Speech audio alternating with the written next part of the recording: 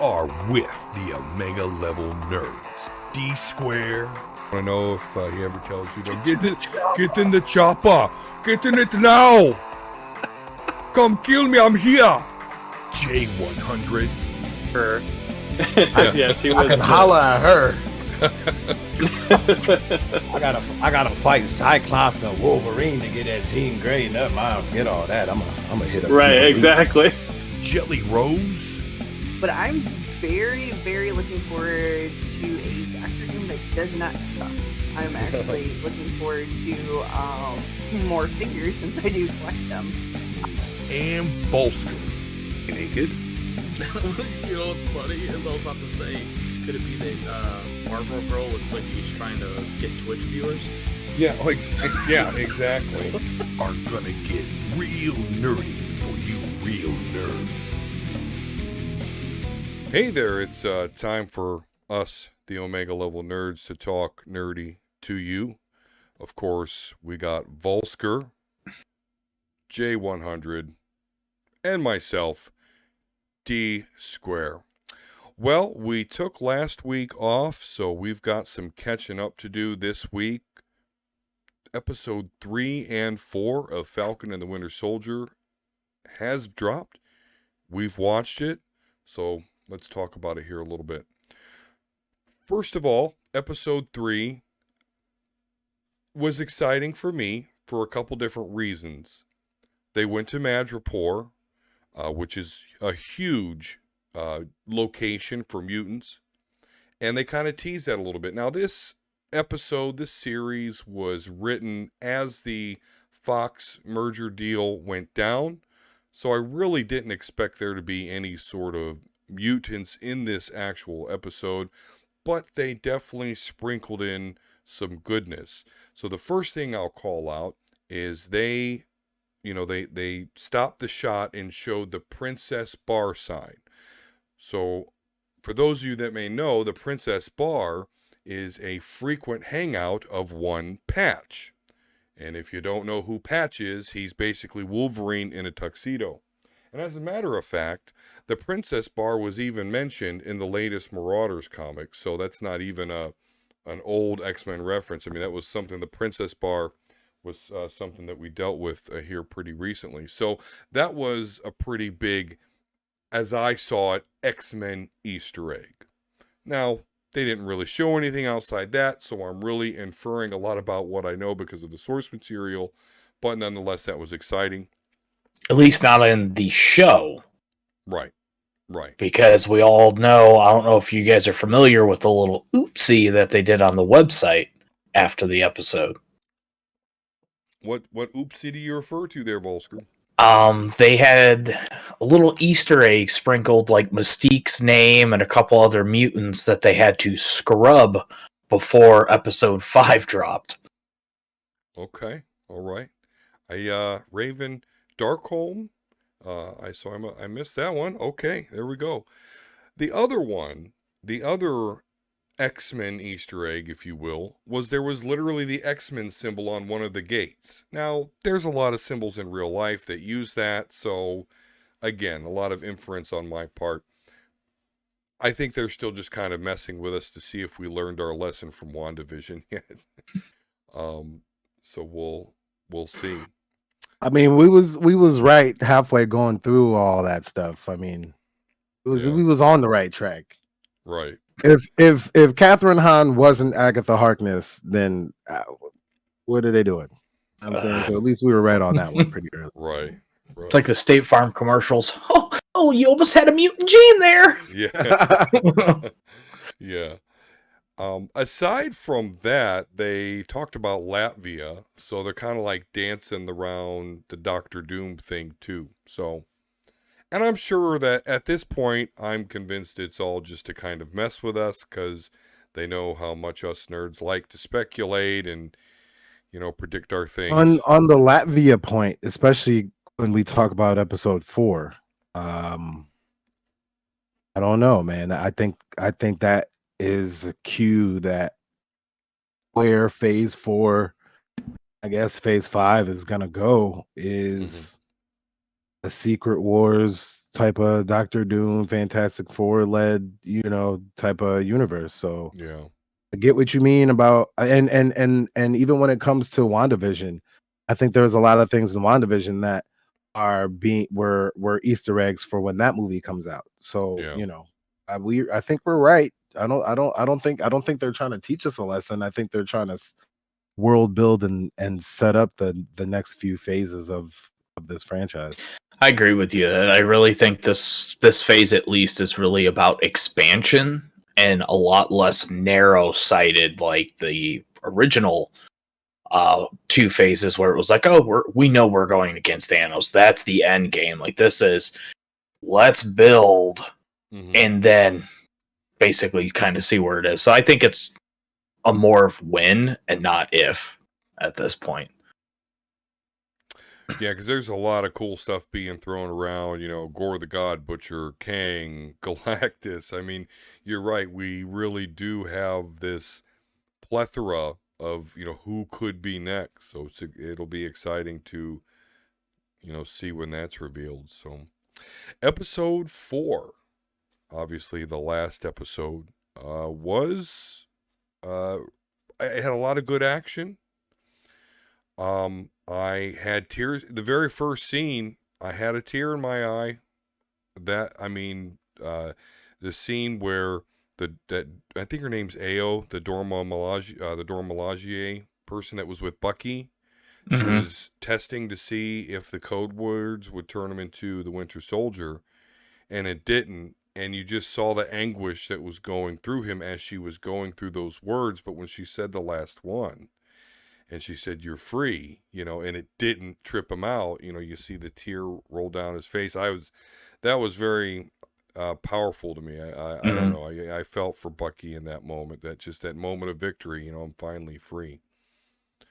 Can we all just agree that Bucky got shit on during the movies because just his character in the show so far has just been 1,000 times fold over what has been in the movies, and I'm starting to really like him as a character a lot.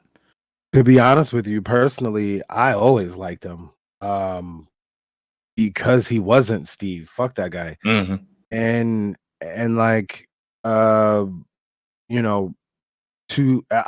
was making mention, because I was watching it with someone, and they asked why he ugly crying like that. And I was like, well, he was imprisoned his mind for over a century. You know what I mean? He was mind fucked to the extreme, that's for sure.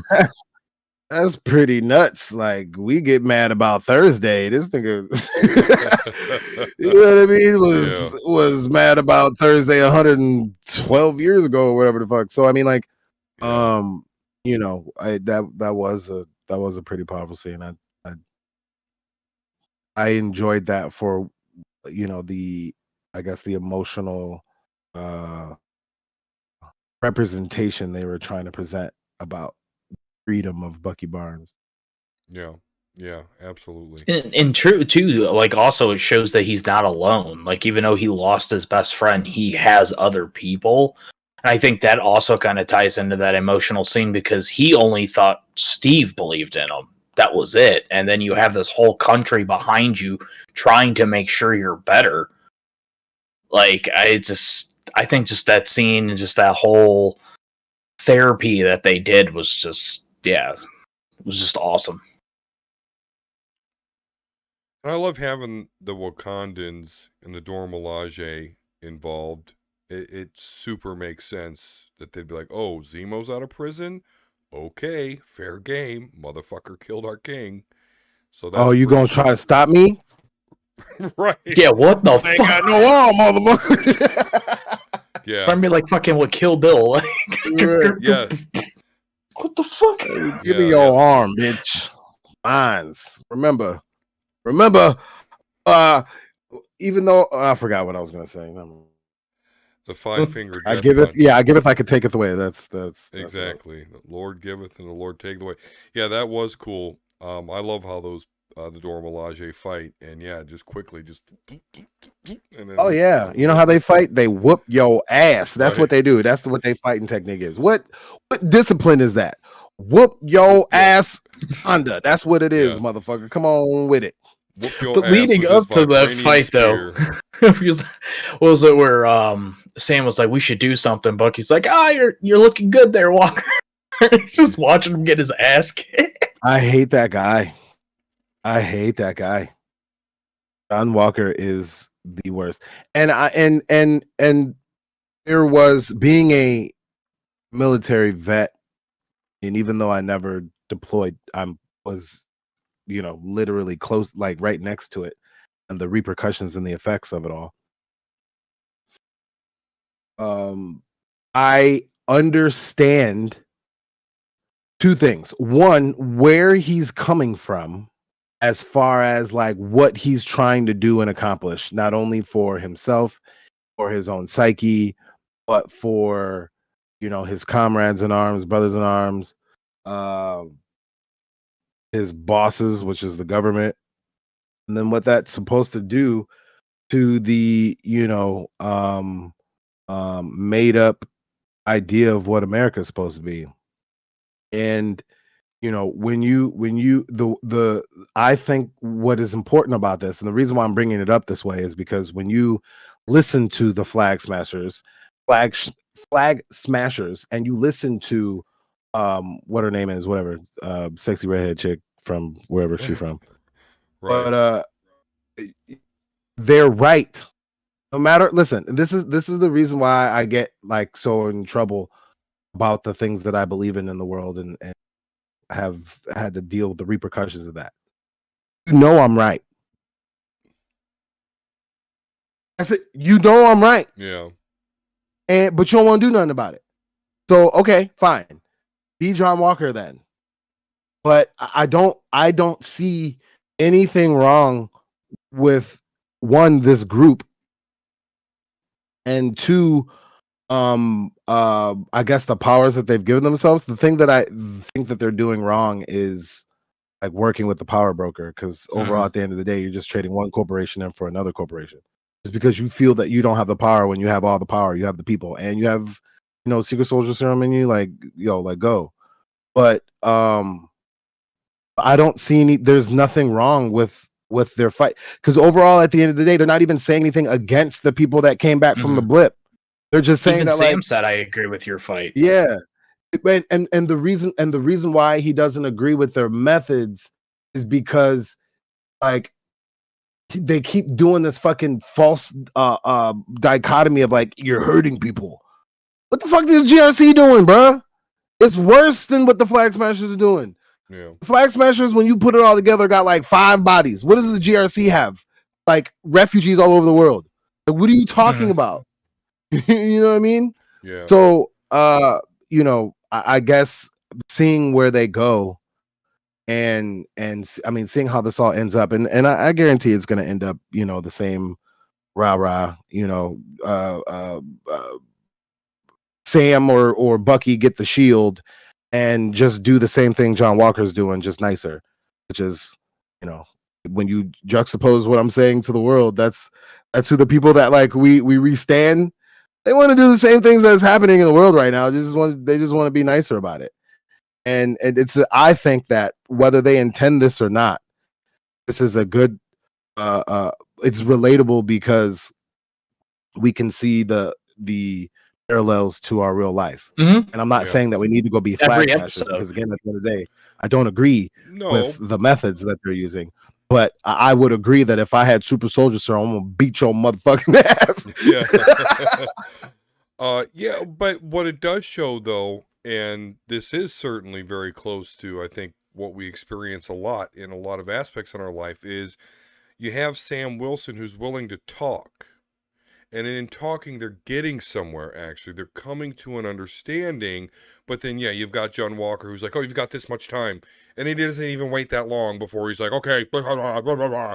My dick's bigger than everybody. Blah, blah, blah, blah. And it's like, you motherfucker. And then he whips it out and it's so small. Right, oh, exactly. So Yeah, he's just mad because he got his ass whipped. I'll tell you what, though, I appreciate, and I kind of, and I should have touched base on this maybe when we were talking about episode 3, but I appreciate Zemo, to be honest with you. I like this character. I love him. Like dude is he steals every scene he's in. It's insane. Was Zemo actually bad? That's the cool question. Right. It was just revenge. I understand why his family Wakanda was whoop his murdered, ass. right? What? It was just revenge because his family got murdered, wasn't it? Yeah, but I mean, but he is royalty, so there's a little more to it than that. But yeah, he's a rich privileged dude who's got a vendetta against the super. But I get where he's coming from. And I get his how he feels that he is righteous. But the problem with Zemo is he only cares about himself when it's all said and done. And that is basically, especially in the Marvel universe, all you really need to do to actually truly be a villain. Mm-hmm. Yeah. He gets some wicked dance moves, though. That's funny. They released the full version of his dance, which is kind of hilarious because I was on Superhero Speak this week. It recorded on Wednesday, and it actually came, or whatever. But on the recording, I called for the full Snyder cut version of this dance, and the next day we got it, which was pretty amusing. But other than that, what I like about Zemo is he has conviction. I'm attracted to people that have conviction, even if what they're saying goes against the grain, or even if what they're going to do isn't nice. But they say, no, this is who I am. This is what I'm going to do. And I love the fact that in episode 3, once they found the dude that made the serum, pop. Once he, there was super serum all over the floor in episode 4. And I'm like, are you going to take one of these? Like, is this how you... Nope. Of course that bitch ass dude did. Oh, no, not Zemo. Oh, no. Not Zemo, but yeah, the one he didn't get, of course, John Walker gets, and he obviously takes it because you see he throws the shield. It goes like halfway into the wall. Bends the pipe. Yeah. And then, of course, Battlestar gets killed, his partner. And then he just goes like on a murder rampage. Yeah, we're definitely not missing him too much there. But that was a crazy scene, though, that shows us exactly why he's not Captain America. Because here he is, broad daylight, beating somebody to death with the shield while people are filming, taking pictures. And it's like, okay. Dude, that fucking ending scene is so iconic for so many fucking reasons. Like, you just look at the shield covered in blood. Yeah. It literally is just a metaphor to how the United States always gets their hands dirty. Mm-hmm. Like, it's fucking insane. I was gonna say, like, what that's representative to me is not so. The thing that makes me hate the character John Walker is not so much John Walker. It's what John Walker, 1, feels that he has to represent, and 2, is following orders to represent. So overall, you think he's going to get in trouble for killing that dude? No, he's going to get a commendation for killing that dude. Overall, and again, no matter how you view this group, like, okay, yeah, they got a couple bodies on them, so there's some justice that needs to be served, but not that. That's not justice. That wasn't justice. That was murder. You know what I'm saying? Yep. And it's crazy too, because remember that guy a couple scenes prior to that was saying how he looked up, like the Flag Smasher looked up to Captain America because what he believed in and what he stood for. Right. And to your point, John Walker's not being himself. He's trying to shoehorn himself into what people want him to be. Right. And this is just that fucking ending scene was nuts. Yep. That was like Homelander mowing down all those people and you not knowing it was a daydream till the scene switches. Like, still to this day, every time I see that shit, like I saw it on a commercial or something, or like a promo. Fuck, dude, that gets me.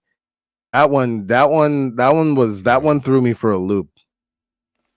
Was he at a conference and he was on the stage and then all of a sudden cuts back? It was like a rally or a protest or something.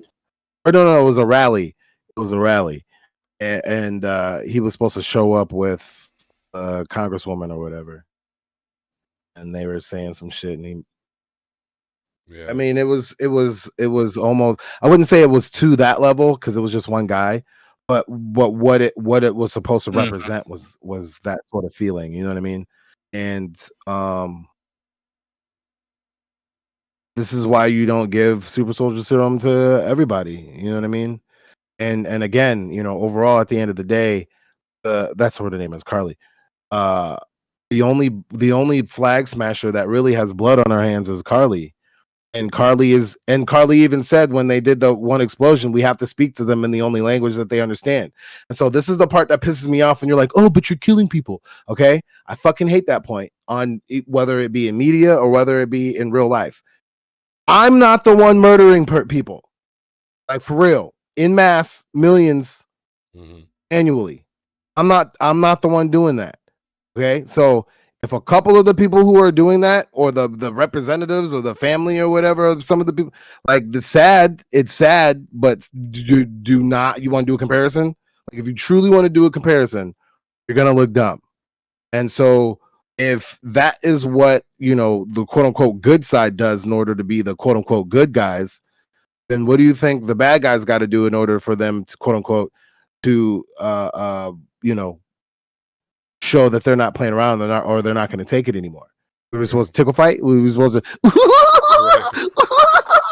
like, no, this is not a game. Y'all don't make it a game. So not you guys, but like, y'all don't make it a game, but so we can't make it a game, especially when we're trying to, assert our sovereignty onto the world. So especially when, oh, everybody's gone here, have this house, live in this area, Well, everybody came back. All right, fuck you then. This is you back to the streets. Like, come on, man. Nobody's gonna take that shit. And the fact that John Walker is so animate about stomping this without trying to have some sort of compromise like Sam, and everybody misplacing Carly's like threats. It's so hilarious how they misplace her threats every single time. This bitch don't do nothing. Except for that one explosion. She don't do nothing. She don't do not a damn thing she says she gonna do when it comes to this threatening shit. Y'all acting like for the show not being one of my favorites. It really gets me going. So I appreciate it for that. Yeah, 2 episodes left, and I wonder, what we're going to get. I think that we're going to see basically Sam Wilson, Bucky Barnes, and the Flag Smashers against Walker. I think he's going to go crazy with the serum. I don't think the serum is going to make him go crazy. I think he's already crazy. But I think there's an Easter egg. Hungry. Oh, yeah. Well, there's that too. I think there's an Easter egg that I'm calling, but I'm unsure about because it's a stretch. But why would she wear that? You know what I'm saying? What's her name? Steve Sidepiece. What's her name? Sharon Carter. Sharon. Yeah, that's right. Sharon. In the scene where Sam called her to ask him for some support, the turtleneck that she was wearing had a round like zipper pull, and when you like, I had to double take a couple of times because I was like, wait, is that? But no, it's her zipper, right? And the pull is like a circle. So if you don't if you just like glance or just take a quick glance at it, it looks like a sword symbol. And Sharon's to me is acting like she's alone and been deserted. Ain't no fucking way. Agent Carter's fucking niece. Right. About to be fucking stranded on some bitch ass. No, there's no way. She's working for an organization. I'm pretty sure it's Sword, and I'm pretty sure that little nod to it right there. So we're gonna talk about stretches and reaches or whatever. I think is gonna be something that plays out because it makes be sense. 2 shows in a row now where Sword is involved, and Shield's not there, right? So Right. why They're wouldn't Sharon be dismantled. working for Sword? She ain't working for the FBI because she did that shit to fucking Steve. That bitch got fired immediately. So I mean, And what's his face is working for Shield, and she was undercover for Fury and Winter Soldier, so it makes sense. right? Yeah. Yeah. I think you're right. Now they are talking up the next episode. That the director was saying that you almost guaranteed whoever watches episode 5 will cry. There is supposed to be some massive cameo of a well-known comic character that is not yet aired in the movies. That'll make you cry. Yeah. Okay. I'm trying to think of who Yeah. that Who could possibly that be. could possibly be? I Get your don't. mind for, huh? Cry? See, that sounds like some WandaVision shit right there. Like what? Yeah. Who haven't we seen yet that's gonna make a nigga be like, oh, I'm so Yeah, I'm like, I don't. That's kind of hard to And believe. to add to it, We'll they see. did say because the scene is supposed to be so powerful, not necessarily sad, Oh, I Okay. see. but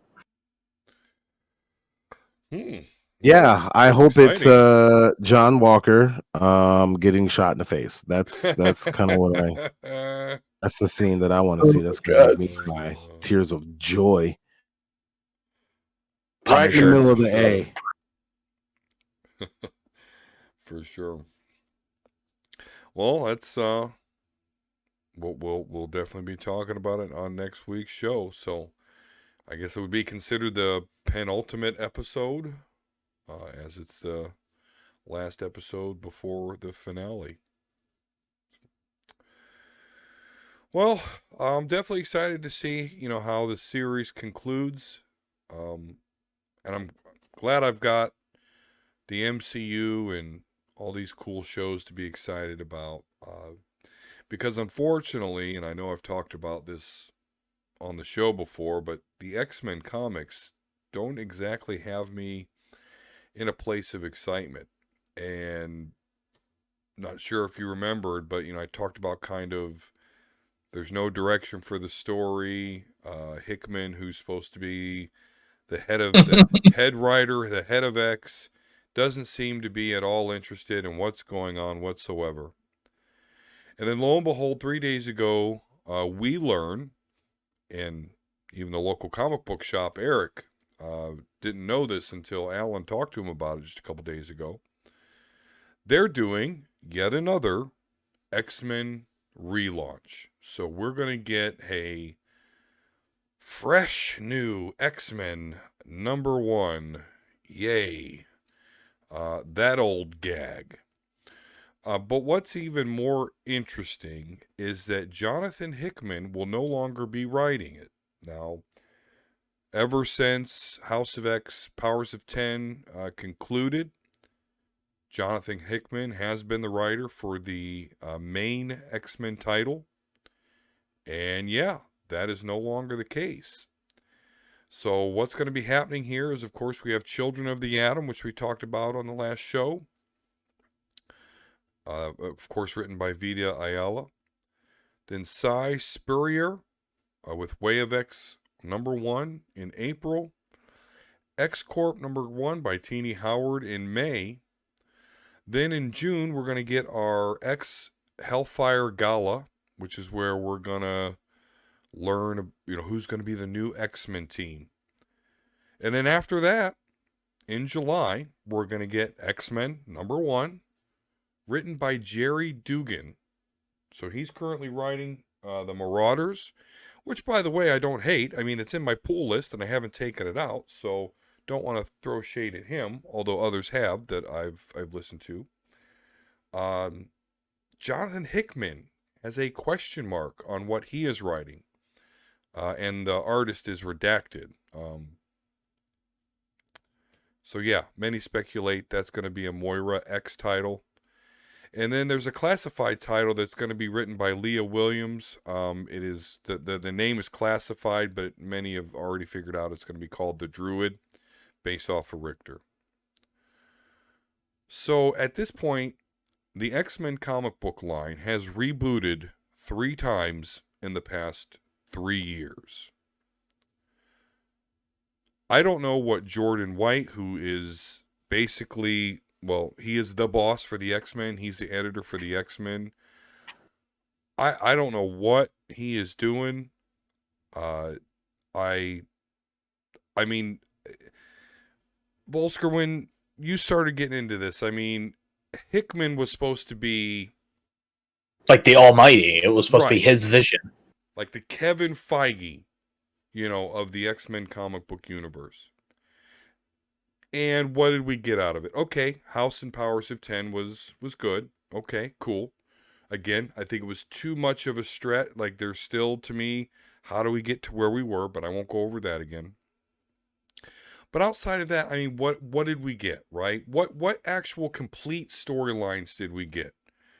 Okay, we learned about the horticulture, and that's the Golden Girls, who in one X-Men issue came, beat the crap out of, Cyclops, Magneto, the White Queen, Emma Frost. We did learn it's quite easy to blow Xavier's brains out when you're trying. Yeah.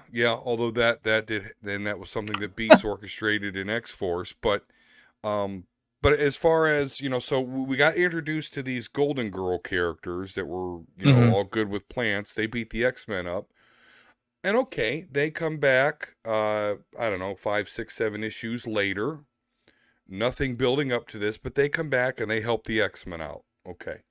Honestly, X-Force has been the better one, in my opinion. I agree. I definitely agree. Benjamin Percy's been doing a good job. Outside of that, I mean, the last, so X-Men 19 here. Yeah, so the one I just picked up today. So this is the only other story that really got concluded under Hickman, which was the Children of the Vault. Is that the logo now? Yeah, I hate it. It's trash. It's this, that like X symbol. I hate it.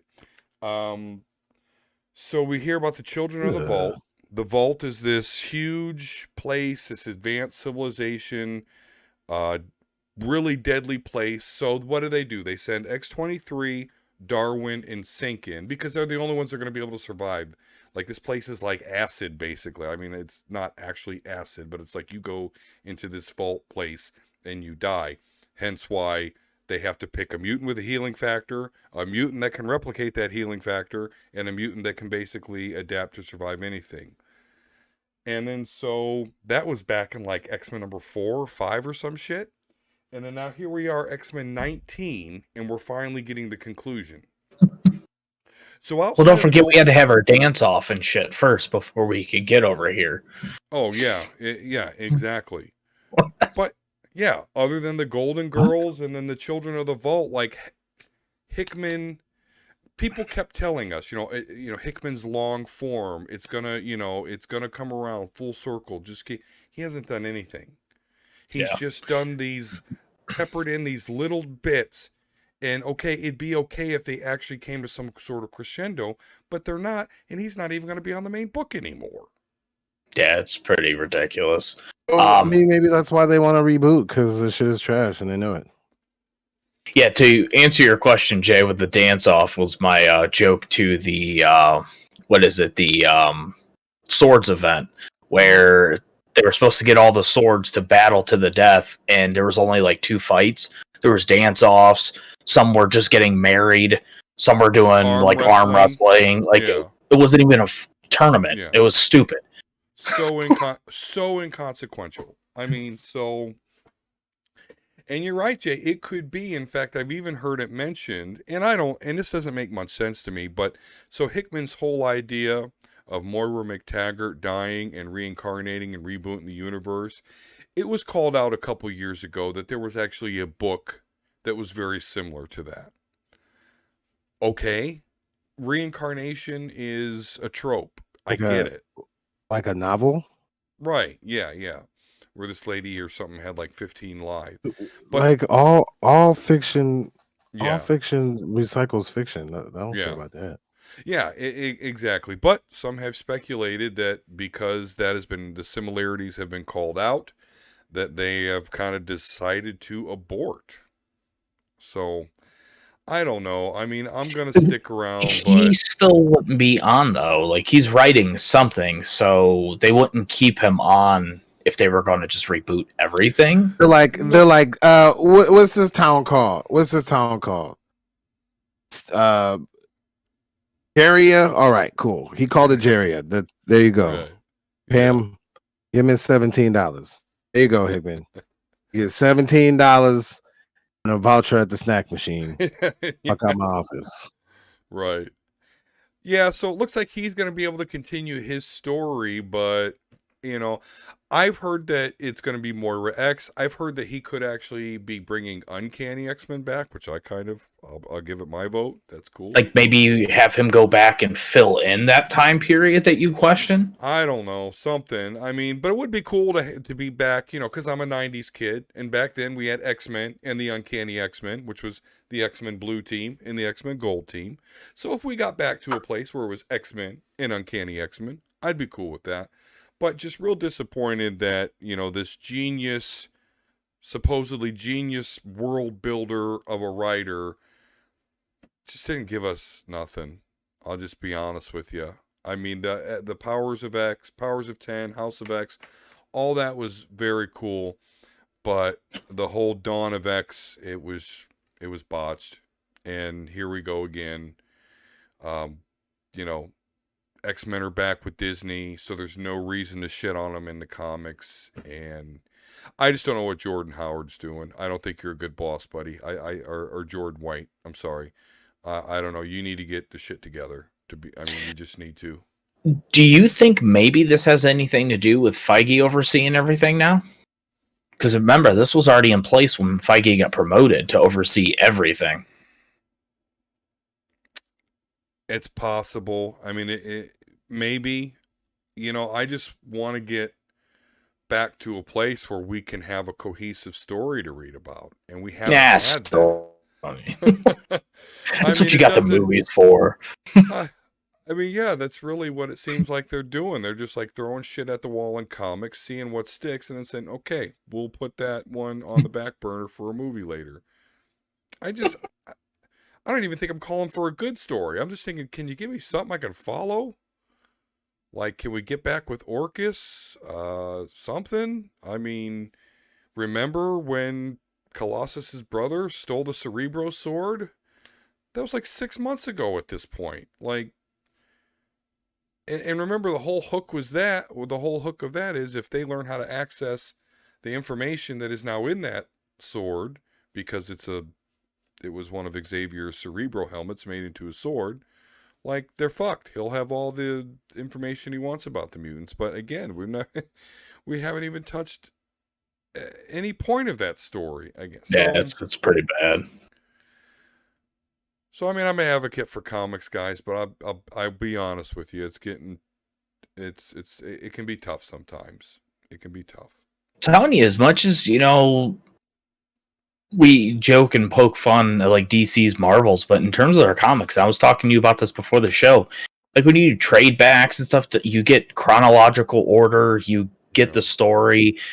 When it comes to like reading like the shit I do with Batman and then the small indie comics, the House of X, Powers of 10, I really enjoyed starting with those, but now I honestly it sucks. Like I appreciate building that knowledge of X-Men and getting to know the characters more, but it's a shit show.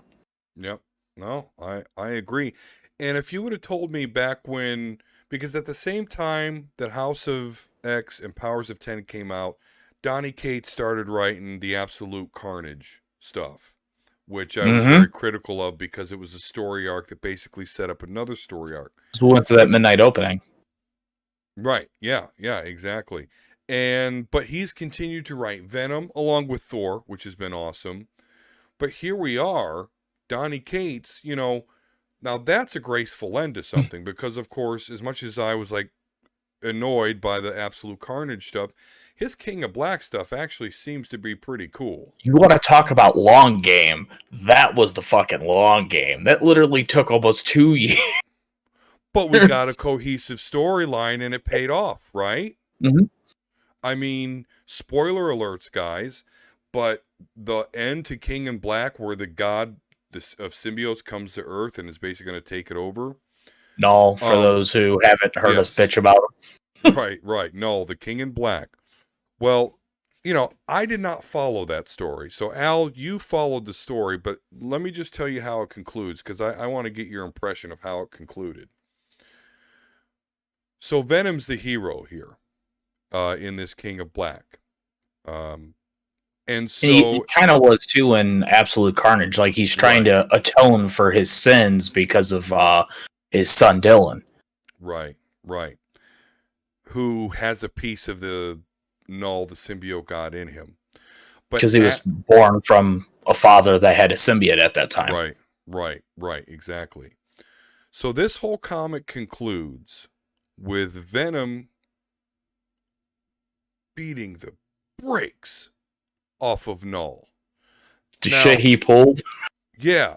Now, this is why, though, because straight Venom versus straight Null, Null's going to kill him. He did. And you may kill have... him. Exactly. He did. Literally, Eddie was dead at one point. Yeah. And Al, you can fill me in on exactly how this happened, because I truly don't know how, but hear me out here, guys. So Venom, with the Captain Universe powers, with an axe that is made of Silver Surfer's board and Thor's hammer, annihilates Null. Annihilates him. And even pulls the darkness out of his son. Mm-hmm. Yeah, How it was did pretty Venom fucking become God, basically, for a little bit? It is temporary, but what happened was when Eddie was killed, because since Null controls the Hive, anything symbiote other than Ghost Spider, he can just control. And the reason he can't control Ghost Spider's symbiote is because it's from an alternate reality. But he basically strips Venom and drops Eddie off a building and just kills him. Like, it's just fucking insane. So Eddie's laying there, like, life support, dying. The Avengers, Tony, like, nobody can save him. Also, real quick side note, when Tony fucking turns, like, half symbiote suit, it's fucking awesome, by the way. Like, he has, like, the symbiote veins going through his suit. Because what is he uses the extremist technology to bond with the symbiote, which is fucking awesome. And then what happens is they dubbed it, the power of light, the god of light, right? Because Null's the god of darkness, right? Comes and basically chooses Eddie as their savior. Because if they don't have a savior, they're fucking dead. Like, even Silver Surfer was barely holding his own against Null. And then so he revives Eddie, and then he goes, choose whatever form you want. And Eddie's like, I think that's already well known. So he comes like as some fucking brute-powered Venom with like a glowing insignia. And with that power, he just goes, Molnar, come here. And Thor's like, what the fuck? Why? What? And then pulls Silver Surfer's sword, because I guess he can, like, change his... Right. And then he just goes, stand back, guys, I got this. And he fucking merges it into this giant fucking overpowered axe. Yeah. And he just, like, what is it? The, not the Immortals. What are the big fucking... Celestials? Slices one of their heads off. Like, with the flick of his wrist, and then just beats the shit out of Null, and it's insane. And then that scene, they basically flipped and recreated the scene that when Null killed Eddie. He just has him, and he's like, you can't beat me, so he just shoves it through his chest. And I guess the power of those two combined just kills the symbiote. So it basically completely destroys the bond with the Hive, and then he just fucking drops him, then flies down and throws his ass into the fucking sun. Yeah. And he's gone. And then the light god powers leaves him, but as it leaves him, it leaves his body completely reformed, and it connects him to the Hive when Venom comes back. So now he's the King in Black. Yeah. And then Yep. that's what he basically goes in and fucking rips out Dylan's darkness. He's like, that's one promise I'm keeping for you. So it was just, yeah, that the whole scene, like that issue was fucking nuts. Yep. Yep. And just in stark contrast with the I have to say this. fragmented story we got from Hickman.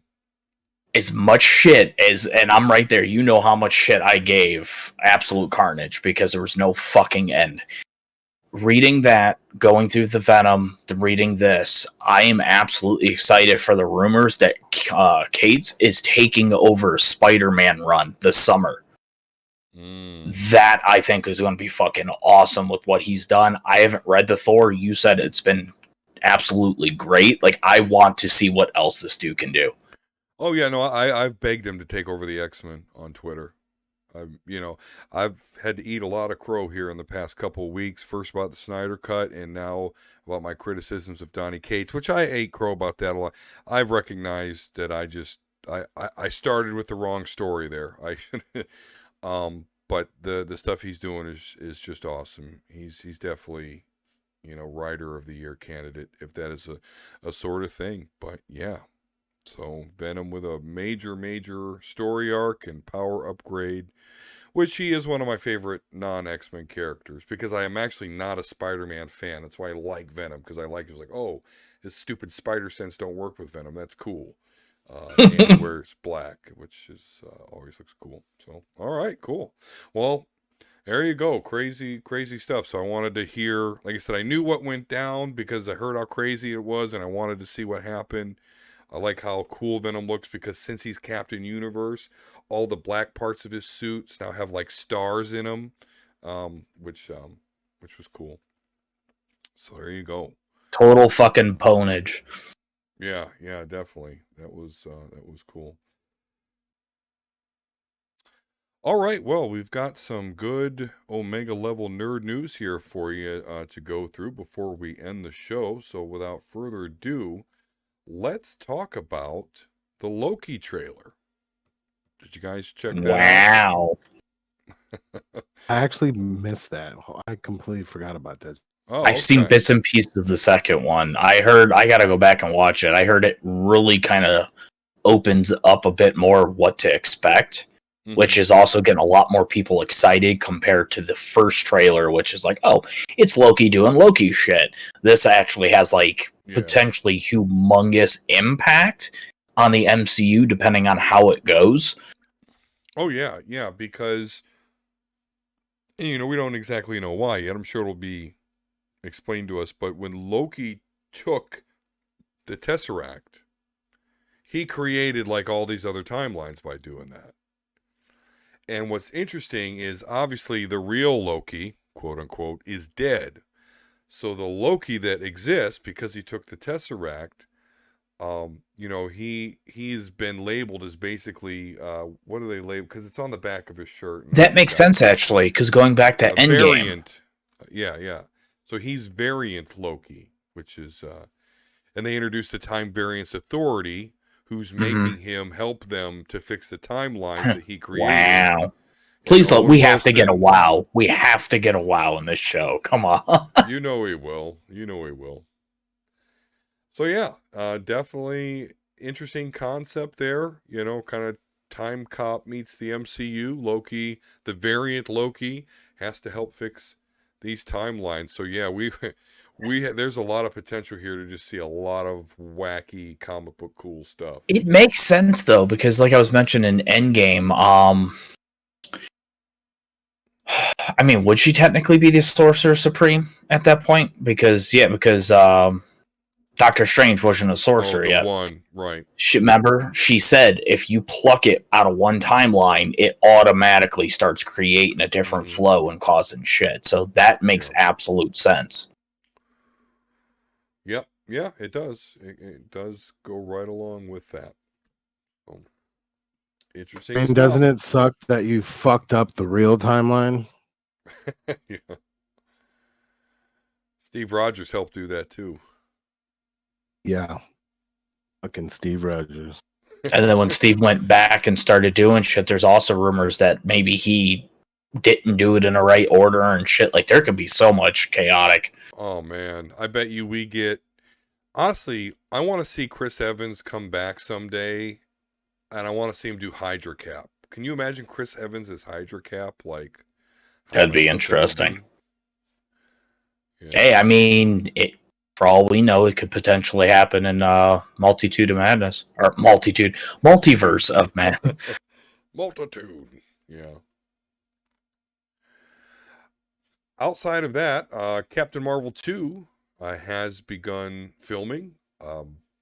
Little chaos in regards to the working title, but right now it's Dusty Bunny, which I'm sure is not gonna be not gonna be the real name. So yeah. I'll allow it. I love. Are you guys? How'd you guys like the first Captain Marvel? I always that's always a strange one for me because I One of my really favorite. enjoyed it. It's one of my favorite Marvel movies. Yeah, I enjoyed it. Yeah, that one really did get a lot of flack, and I didn't understand why. There's Other a- than people were against Brie Larson, like That in her, Fuck. they don't like her character. Like that's who she is. She had her Right. mind fucked. Like Yeah. she has these powers. Like yeah. it Well, makes don't get me wrong, sense. People, I don't like Carol Danvers in the comics. She is a prick. And Carol that's Danvers is an asshole. yeah. I mean, and that She's was a fucking pilot, bro. Like, she has to be there- cocky. Yeah. my problem with her, and this comes from one storyline, is Civil War 2, where Yeah. basically her and Tony Stark beefed, and like with the first Civil War, there was like, okay, you could kind of see each side's point, but in Civil War 2, like Carol Danvers did not have a point, and for Like, those of isn't you she that, the whole reason that happened? well, because what happened was there was this Inhuman named Ulysses, and his power was that he could see events before they happen. So Carol Danvers, being like the police of the world, basically took whatever he said and went with it. Like it was gonna happen. Even though Tony Stark and Beast are both like, listen, this guy is showing you what could happen. We've did the math. He's not 100% accurate, but she just wouldn't listen. She did the whole Batman thing from Batman v Superman. Like, if there's 1% chance that something's going to happen, it was just, she ended up killing Tony Stark, which, I'm like, bitch. But, yeah. So don't get me wrong. I don't like Carol Danvers. I don't like Miss Marvel. Did she get her ass beat in that comic then after she killed Tony? Not exactly. Not It's exactly. Captain Marvel, dude. Yeah, you can't really do Not much much stuff. I mean, I'm pretty sure the Hawk could give her a run for her money. Because here's how that whole series ended. This is the stupidest thing ever. So basically, they have this big fight that ends in Tony Stark dying, and then basically these space gods come down and get Ulysses and like, yeah, you need to be one of us. You're so powerful and so great. You're going to be one of the Beyonders with us now. And then poof, he's gone. And that's how it ended. And Tony stayed dead? Nah, he put his consciousness in the computer. Right. Oh, exactly. is that kind of what went into Ironheart? A little bit, yeah. Yep. So, I don't like Carol Danvers, but I like the movie. I mean, I don't hate her character in the MCU. The role that she plays in the cinematic universe is a lot different than the comics. And Yes. overall, for what she as an origin movie, and seeing what they've done with her in like Endgame and fight scene in her movie, Yeah. and where things are gonna lead. I mean, to be honest with you, I think she's the new Tony, but no, they got to figure out how to deal with the flack. Yeah. And I think the flack is more so, the flack is more so like just small dick little bitches who um can't deal with, I guess, a woman being in lead in some fiction. I don't know. It's really weird. Yeah.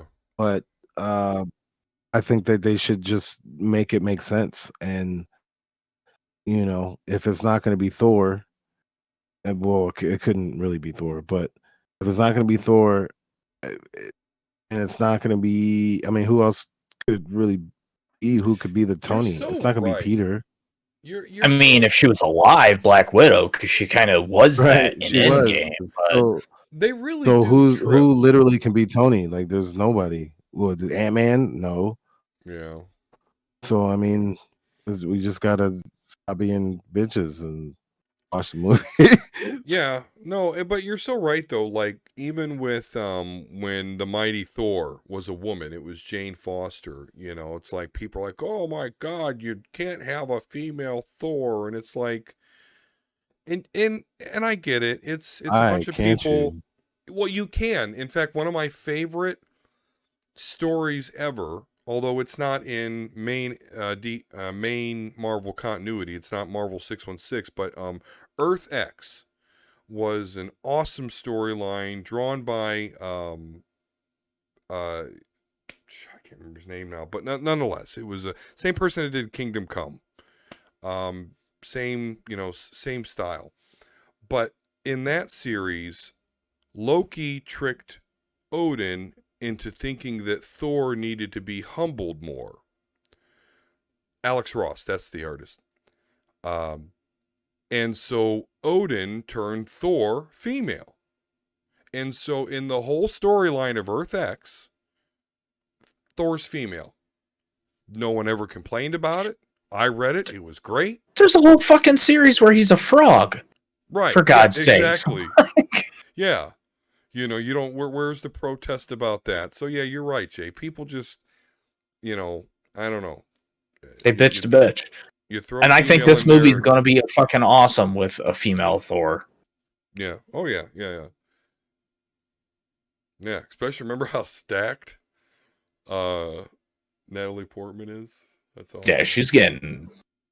It's going to be fucking awesome. Natalie Portman's gonna be fucking all buff and shit. Oh yeah, she got. Yeah, she got pretty Jay. toned.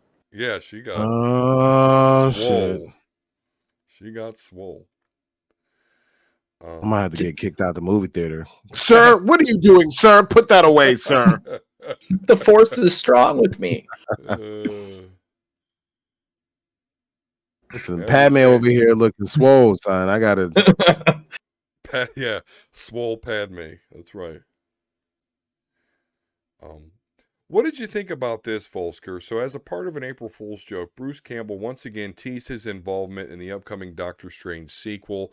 I know that I've said on the show before that we're absolutely going to get some like Army of Darkness Easter egg. With Raimi? Yeah, Campbell's in there one way or another. Like, he was in every single fucking Spider-Man. Like, he's in every... Like, he has some of the best fucking cameos in every Raimi movie. It's ridiculous. Yeah, I think this is... I know they're trying to play it off like it's an April Fool's joke, but I think this is going to happen. Was it the one that's joking about the Necronomicon? The book with the face? To talk about the Darkhold? And he's like, does it have a face on it? Yeah. So, yeah. Yeah, obviously I like my... Yeah. Yeah, for sure. Also, something you'll like here, Volsker, is, of course, The Witcher. Yes. It's a wrap. Season 2 is a wrap. I can't wait. We should have already fucking had it, but damn COVID. Yeah, it has been a long time. I know that's something that... See, you mentioned about eating crow.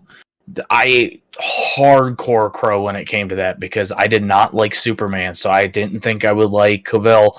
And then when that season, I was fucking sold. Like, and you can hear in the interviews, like he did a podcast with him reading the books, and he even like trained how to professionally use the sword, like an actual Witcher described in the like.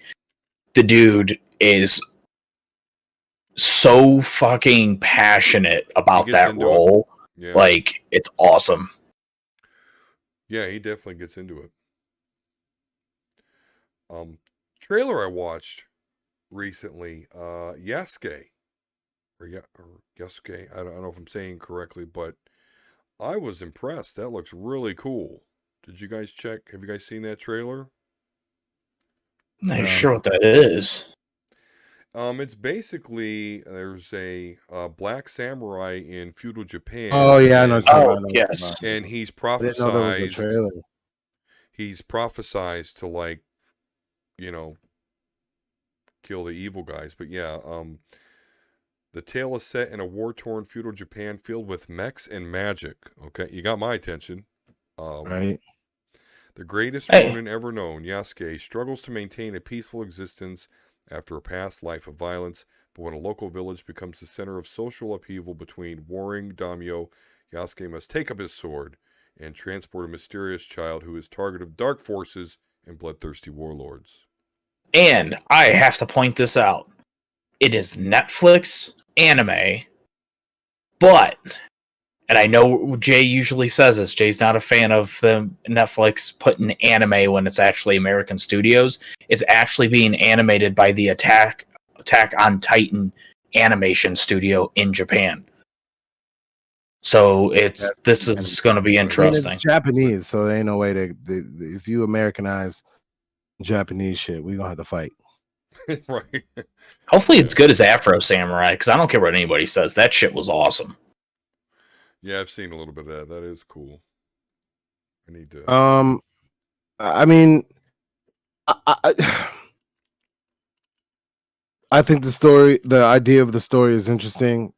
I would have watched it regardless. I guess, you know, us not knowing Asian history, is what makes, I guess, this so special or whatnot. But as far as like a history nerd, I look forward to it, and I like Lakeith Stanfield as a person.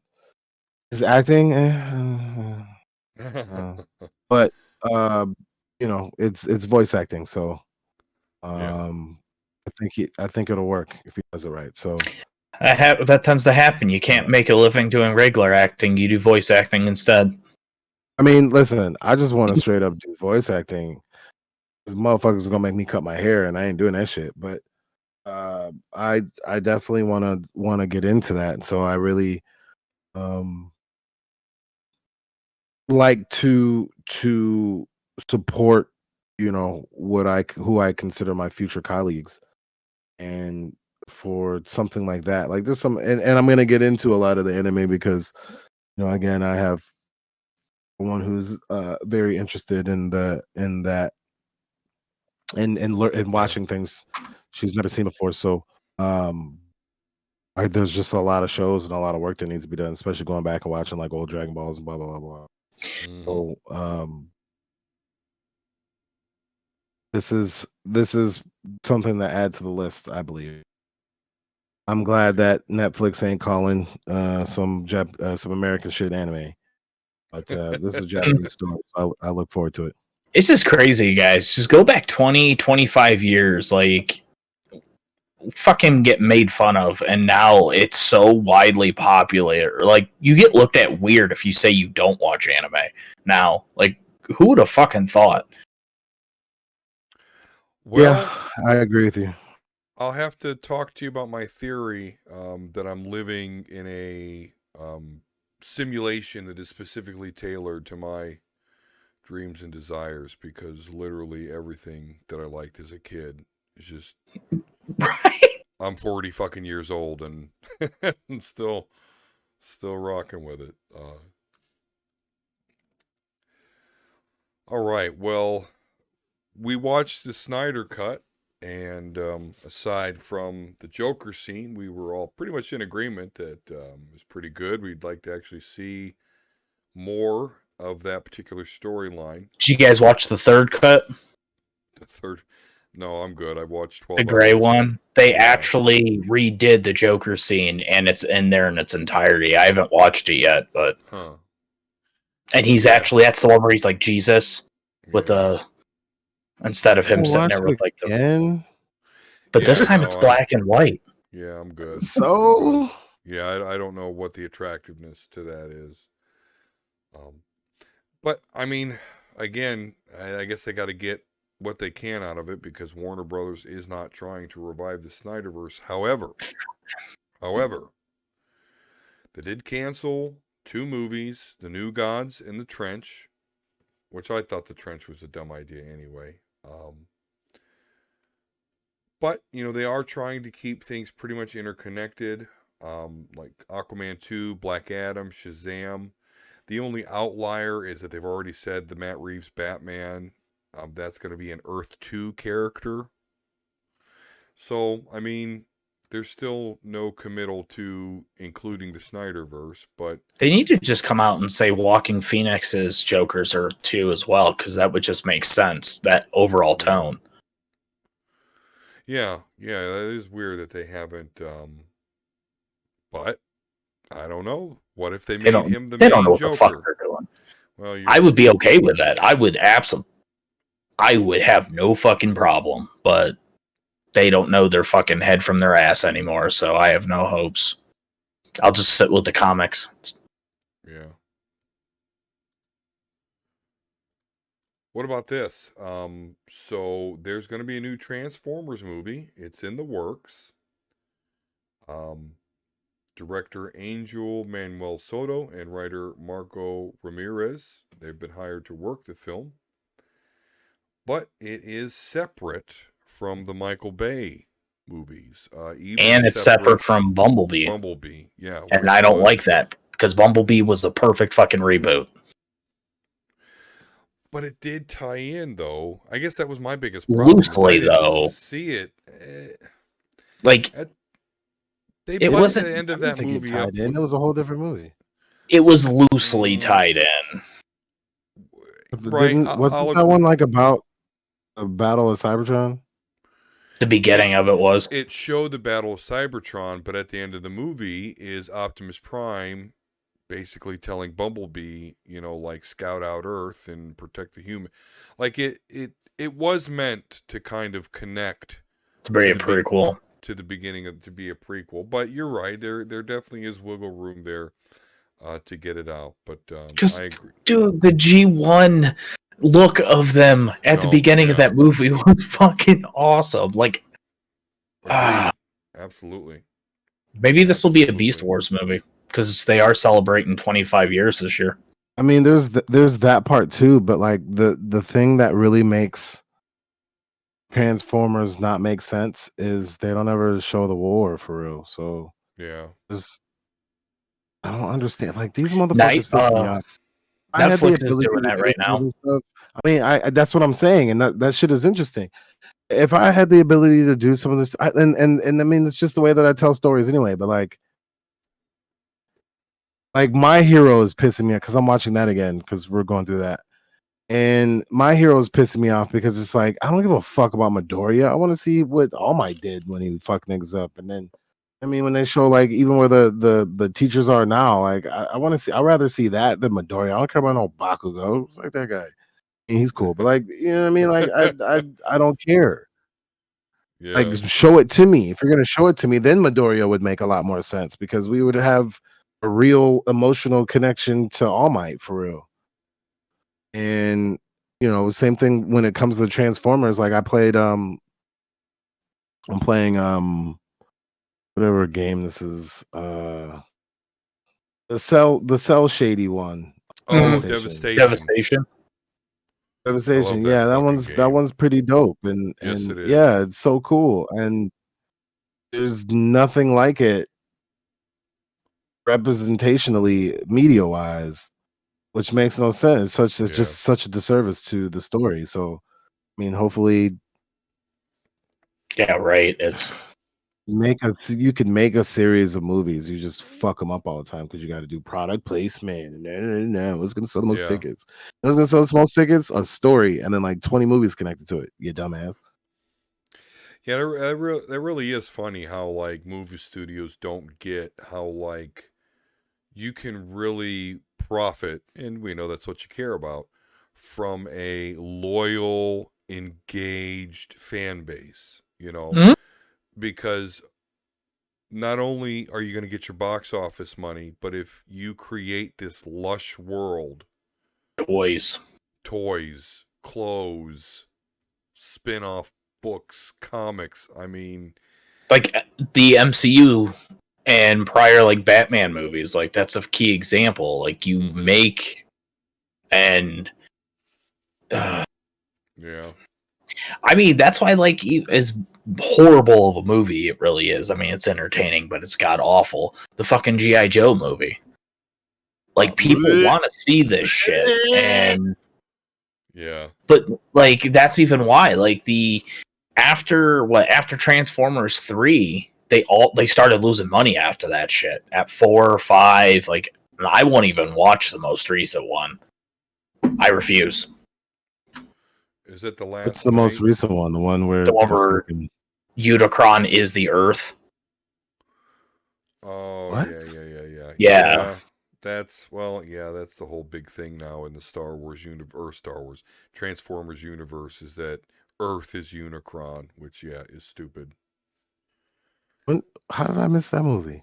Because it's awful. And was it Optimus is bad like half the film? Like Okay, Nah, so it wasn't half the film. It wasn't it was about a quarter. Nemesis Prime, yeah. more. Yeah. The last one I saw was the one with the old dude. Old, you know what I'm talking Let's about? see. Extinction is number 4. Then there's The Last Night, and then I can't remember the name of the last one, I think.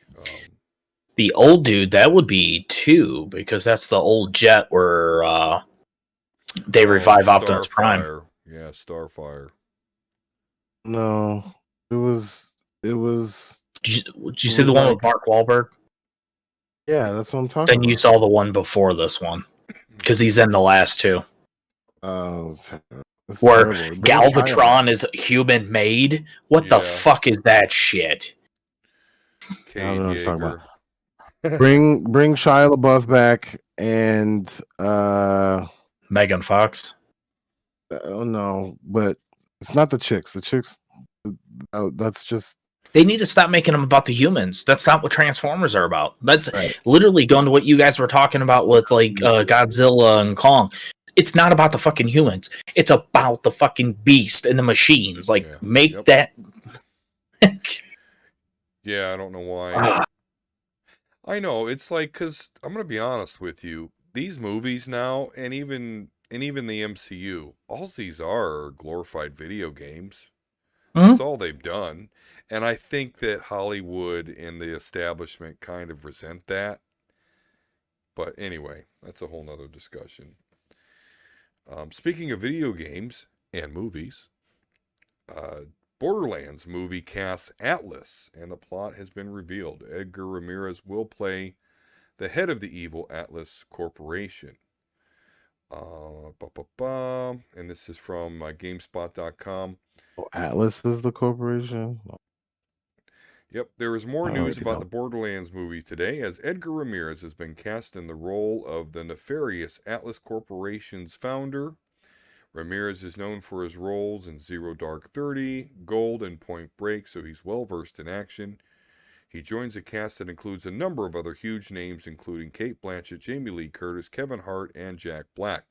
The film is directed by Hostel's Eli Roth, who said in a statement that it's an incredible honor to have Ramirez star in the movie. Atlas has to be a truly magnetic personality, someone with charisma and charm, but that air of menace underneath it all, Roth said in a statement. I've been a fan of Edgar's since his early performances, and he continues to amaze me with his dramatic turn. We want to create something wild, fun, and very different from anything they've seen from Edgar before. I'm so excited to work with him. The plot for the Borderlands movie has also been revealed today. In short, it follows Lilith, Cate Blanchett, who returns to Pandora to find the missing daughter of Atlas. She teams up with Roland, Kevin Hart, a former mercenary, on her quest. Along the way, Lilith and Roland meet up with Tiny Tina, and that's played by Ariana Greenblatt, Krieg, who's Florian Montagu, Tanis, Curtis, and Claptrap, which is Jack Black. These unlikely They- heroes must... Go ahead. They really should not. I just can't get over that. Advertising Eli Roth for Hostel, that should not be the film that they're mentioning. It's- I didn't Oh see my it. Is it bad? Hostel is weird. it's a good horror film, but it's Yeah. basically about American people, white privileged people go overseas into foreign areas, and when you stay at these hostels, these old snobby richie people get to basically be the torturers of these foreigners that are staying there. So it's basically half horror, half porn. That's basically what it is. And it's just, this is not a good film to be like, hey, Borderlands, $300 million film, major franchise, by the guy who did Hostel. Yeah, yeah. All I right. don't like the fact that Roland, like, there's like, when was this placed then? Is this like after the first game? They're probably starting an all new one, their own universe. Yeah, and then that's what makes me mad, because you're just taking the universe and fucking with it, and the universe hasn't even really been completely explained. I mean, it's deep enough, like we know what's going on, but That's what she said. it needs to go deeper. Yeah. Must flesh out. All right. Well, hey, that's all our Omega level nerd news for you tonight. Before we go, just want to do a review from Mad Cave Studios' Villainous Volume 1. So that's a graphic novel.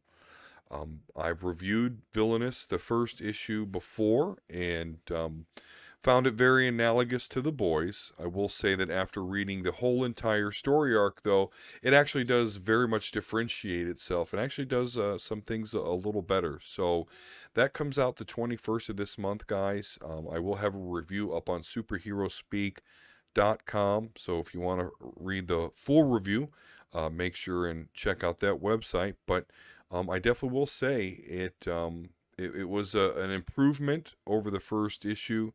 I really enjoyed the fact that we really do begin to care about the characters, and there's a lot of poignant social commentary in there as well, as the main character is reptilian, and she's meant to be a sidekick, but we learn kind of how the world works, and we see that those superhumans that aren't the prettiest are always kind of relegated to the side roles, while the prettier superheroes are the ones that are promoted to the main team, as you'd say, and also made to do bad things. So definitely just be on the lookout about it. Again, that's by Mad Cave, and that's Villainous Volume 1, graphic novel. So Is that the comes one out. that they reached out to you and asked you if you wanted to read and review it? Yes. That's why I am making sure and mentioning it here on our show, because they did reach out to me directly, and I definitely have to check it appreciate out. doing that. Yeah, I definitely. If you like The Boys, but not quite as crass and just a little bit better setup, because it's actually, this superhero. It's a coalition of heroes versus, the shadow group. But you come to find out that the shadow group is actually kind of the good guys, and the coalition not so much. So there is a lot of analogous here to the heroes, but other than that part about it, with the the good superheroes actually being bad, there's enough that really differentiate Cool. it. And like I said, I think it does some things a little bit better. So check that out. All right, so that's my recommendation, guys. Make sure that you are, of course, following the show on Twitter at OmegaLevelNerds.com. That will have a link to our YouTube page where you can see the show. Of course, the audio version is on Podbean and the Apple Podcast app. And my personal Twitter is at @DSquare72. Jay, before we get going here, sir, any recommendations? Where can we find you, sir? The floor is yours. Yeah, I'm pretty normie now, so you can see me here on Sundays, man. That's really all I'm doing now, to be honest with you. I don't really mess with anything anymore. I've been preoccupied in a good way. Good. Good. different way. But yeah, I'm just trying to do that thing. So I just look forward to Sundays, I look forward to Fridays. Getting my Marvel on, so then we can talk Yeah. about it here on Sunday. So you see me with the Omega level nerds. Whoop, whoop. Absolutely. Volsker, what about you? Any recommendations or where can we Yeah, find like you? I would have to say recommendations, and this is kind of just going back to like what Jay mentioned. And I know you went on a rant about like All Might and Deku and all that. I just got completely caught up in like a week and a half with the My Hero manga.